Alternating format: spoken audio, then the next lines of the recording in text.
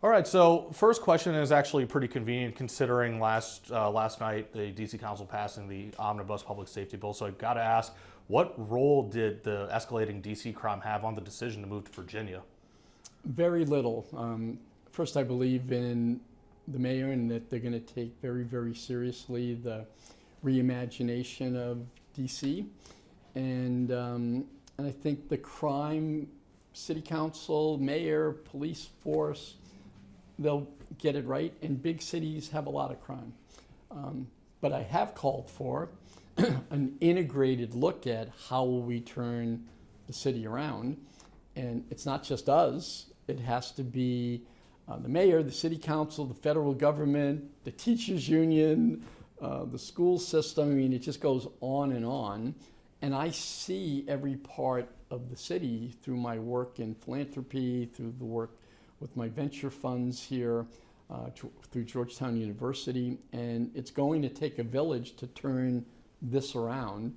I think the crime will get, as the new laws get rolled out, as the police force gets re-established, refunded, I think that crime will come down. And we'll get back to DC, but I'll move to Virginia because there's a lot of steps in this process, and I know we've heard criticism from some state lawmakers that are not very close to Alexandria. So what would your response be to taxpayers that won't be close to this new stadium and say, why should we pay our tax dollars for the stadium for something we might not get benefit for?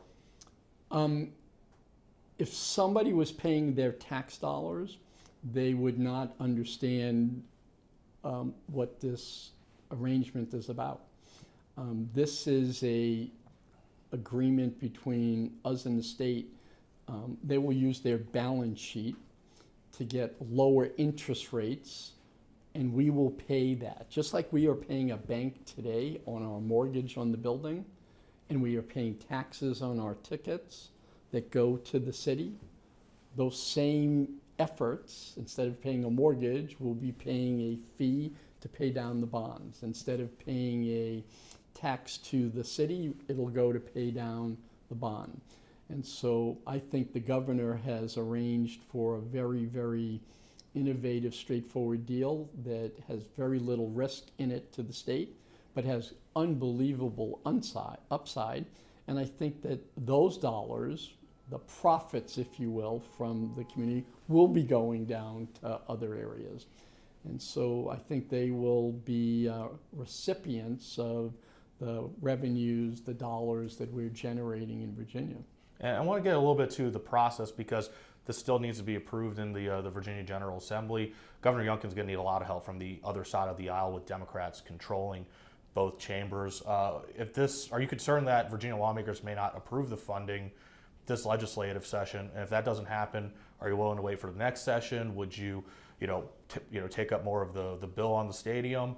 And if this falls through, what's next? Well, that's kind of the beauty of the situation that we're in. I have a building that I own, and we would just play here. But we're all fixated on what's the future going to be, and to have this 70-acre parcel of land, 12 acres to start just for us, where we can imagine what the next generation of a arena is, have a music arena next to it, have the practice facility there. In Virginia, there's not the height restrictions that we have in DC. We'll be able to take our employee base, which is very large and growing, and put them all in one building. Here they're in 5 different buildings. That'll uplift our culture and our performance.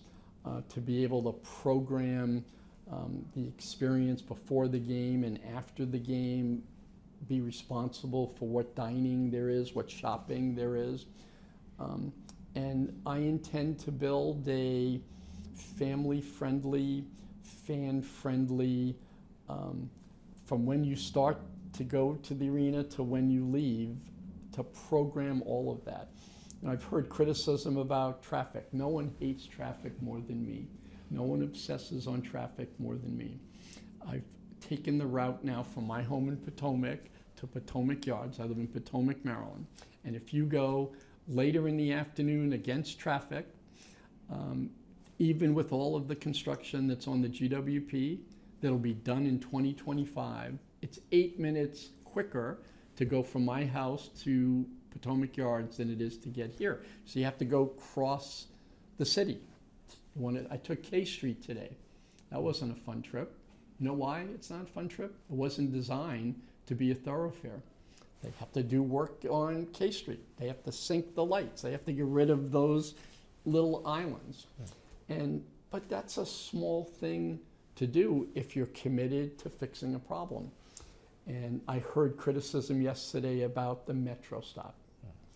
And I said, well, the Washington Nationals, the city built a stadium 3 blocks away. I'm a season ticket holder. I take the Metro there.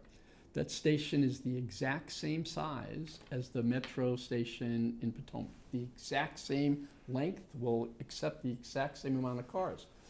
But that stadium is twice as big as our arena. And they said, well, we can't have that. We'll have to add more escalators and more elevators and more entranceways. That's how they uplifted that. Okay, we'll do the same in Potomac. We'll have a walkway to get into the arena. It'll be twice as big. But these are not problems that aren't foreseen and opportunities that you can't just focus time, attention, and dollars to get it fixed. And so I hope that we will be a part of the solution to traffic problems. We'll be part of the solution to a lot of the quality of life problems. We're not going to be additive. And when you get down to the number of games that we have on weekdays and the number of trips associated with it, here we have 200 parking spots. There'll be 2,500 parking spots right on the campus that you can walk to. We'll work very closely with the, excuse me, the Ubers and the Lyfts. Here, Uber and Lyfts are having to drop people off further and further away because it's a busy city and there's red lights and there's street closures. And so the ability to control and program the environment in that 70 acres, there's nothing there now. We want to lay and work with JBG, our partner, to create the smartest grid. Now, why is that important? Well, you need the data. You need to be able to know when do people actually arrive, when are they leaving, how did they arrive. We have all of that data from here, and we will apply that so that we have smart decisions, synced lights. The lights only have to be synced when people are arriving and leaving, and then they can be programmed for the rest of the city. So we'll be additive to the quality of life. I remember watching on your station a woman after the announcement said, I live a half a block away from here, and this is a terrible thing for our neighborhood. And I would agree, but the neighborhood is a mile away. And you won't be able to see today, when you drive Route 1, you can't see the site, you can't see Virginia Tech. You won't be able to see our building. We'll be really, really sensitive and great neighbors.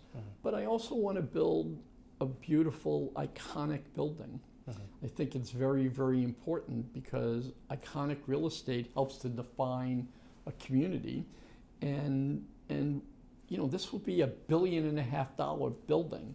It'll create union jobs. We're a union shop today.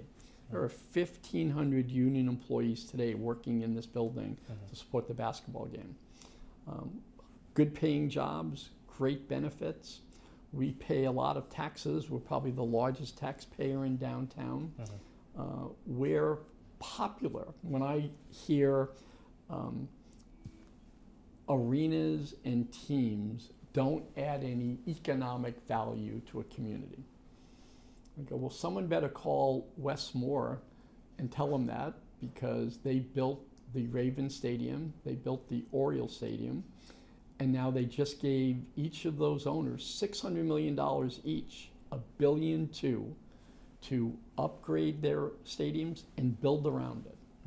That's Maryland. That's where I live. Okay, and they tax liquor and the lottery and the casino gambling and the like.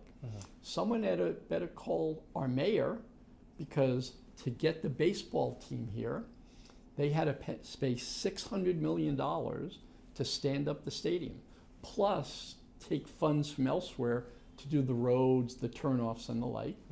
And the Lerner family paid $400 million for the team. So it's over $1 billion that baseball valued that at. Yeah. What's the most important, fastest growing area in DC? The Navy Yard, where the stadium is. Well, and I want to get to the popularity. You talk about the growth in these neighborhoods where these teams are, but the night before you and Governor Youngkin held your press conference, Mayor Bowser announced that there was a $500 million renovation bill that had unanimous support from council. Are you using Alexandria possibly as leverage to get as much more money as Absolutely possible? not. Absolutely not. Well, is DC still in the running to keep the team here, or is that a done deal? If it's approved in Virginia, we're moving to Virginia. Absolutely. And when Potomac Yard first leaked to the media, do you think Mayor Bowser was taken by surprise by that? Did she contact you or Monumental Sports before the official announcement was made at Potomac Yard? And if she did, what was that conversation like? The mayor's been a great partner. And again, in sharing empathy, Virginia's a state. It's got 9 million people. It has a huge budget. Maryland is a state, and it has a huge budget, 7 million people. DC's got 600,000 people and a much smaller budget. And so I think the mayor accorded herself really, really well. I'll remind you, we're the only organization that isn't beholden to a city, to a state. We never received any money. I've never gotten money from the city for Capital One Arena. I own it. I pay the mortgage. I pay the taxes. In fact, when Nationals Park was stood up and built, the city did a tax on every business in the city, including mine. I pay a tax every year to the city just for the stadium fund. And then they said to the Nationals, you have to pay us 10% in ticket tax. We were paying 5.5%. And the city came to us and said, you now have to pay a 10% tax. So they raised the tax to us to 10%. I couldn't pass that on to our customers. So we, in a way, have been paying a piece of what the city has to do to support Nationals Park. And that's what you do when you're in business here. And so I don't think the mayor's done anything wrong. The $500 million offer, the city should go and pass it. I mean, that would be a great thing for the city to do. I don't have any details on what the bill is. How are they paying it back? Are they raising taxes? Are they taxing anybody? You have to wait to see the final bill.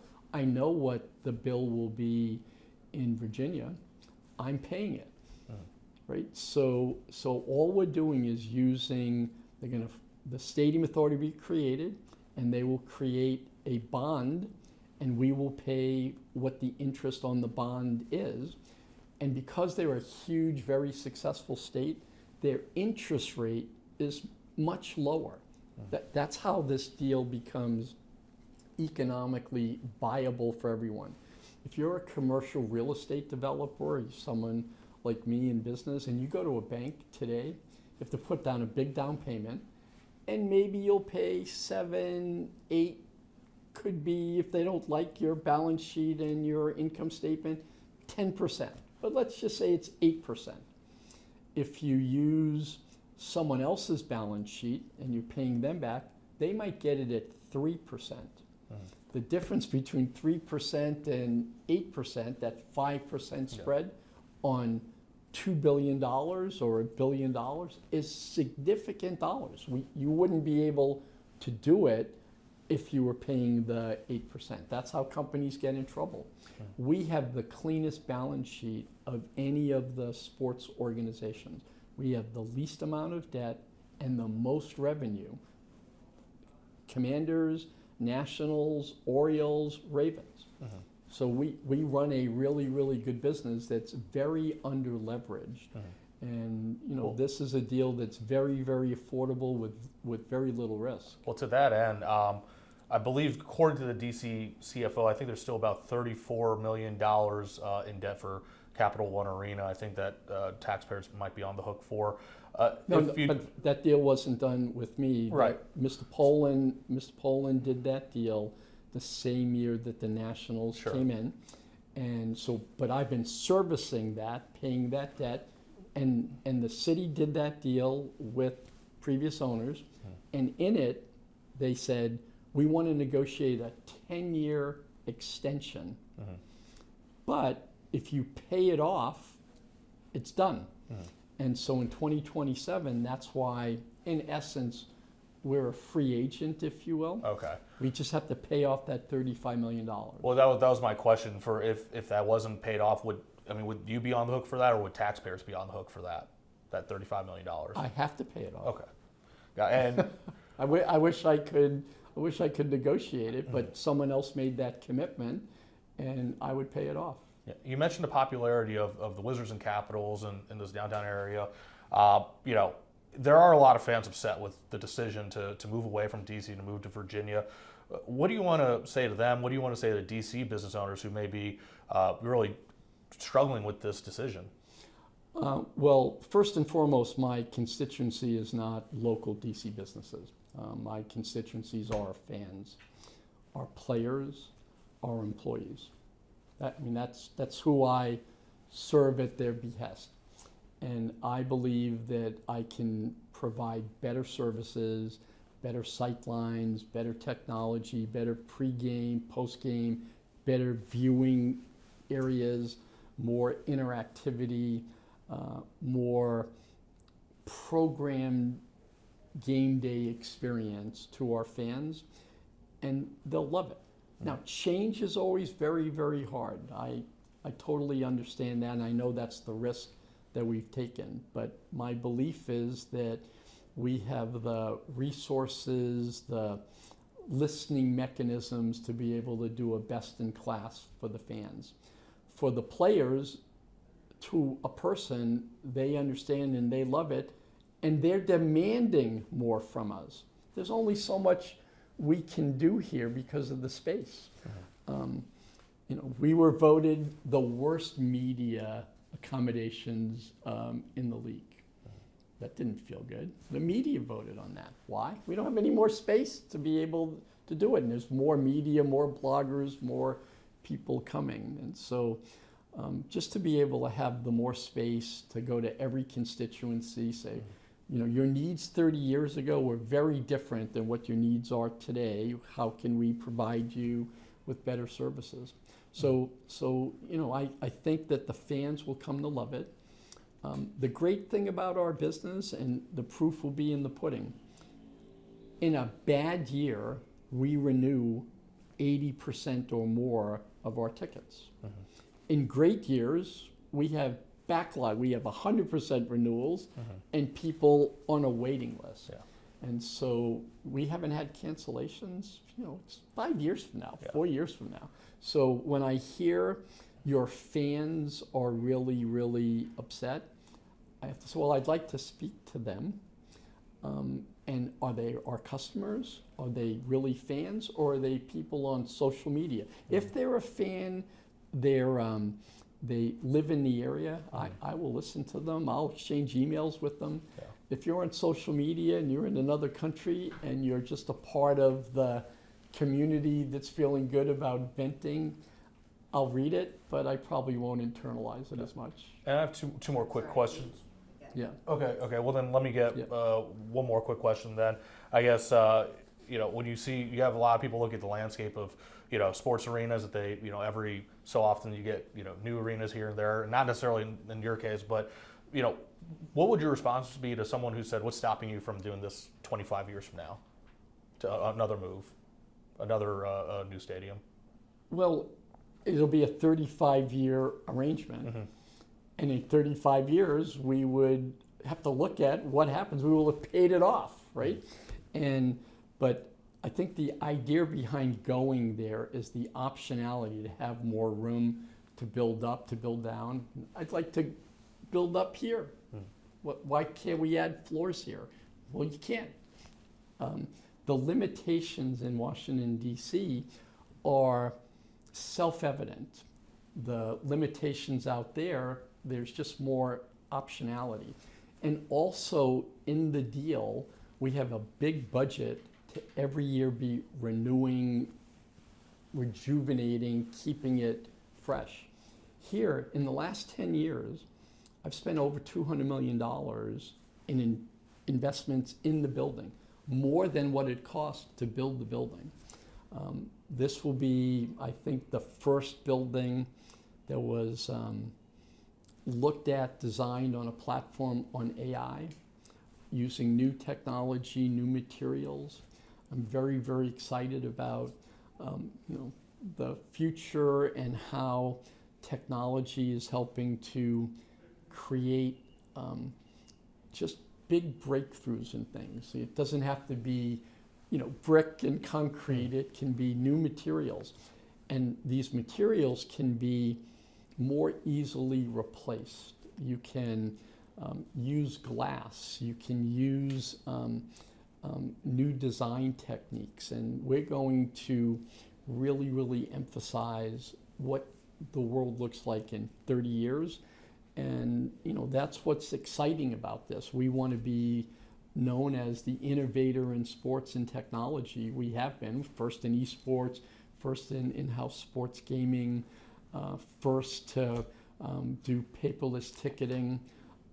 We want to make that experience for the fans in the new building, on steroids or on supercharge it. We want, from the time you leave to the time you're going home, for there to be no impediments for ordering, for viewing, and so the opportunity to do new and innovative things is much more available to us, and that's the compelling reason that we want to go. It's nothing wrong with DC. It's just this once in a generation opportunity to be in 70 acres next to Amazon, right across the street from the airport, right on a new metro stop, Virginia Tech, Boeing, right, all right there. So I think it'll be great, but I understand the skepticism or the angst around change. But when you're an entrepreneur, you have to take those risks. You can't grow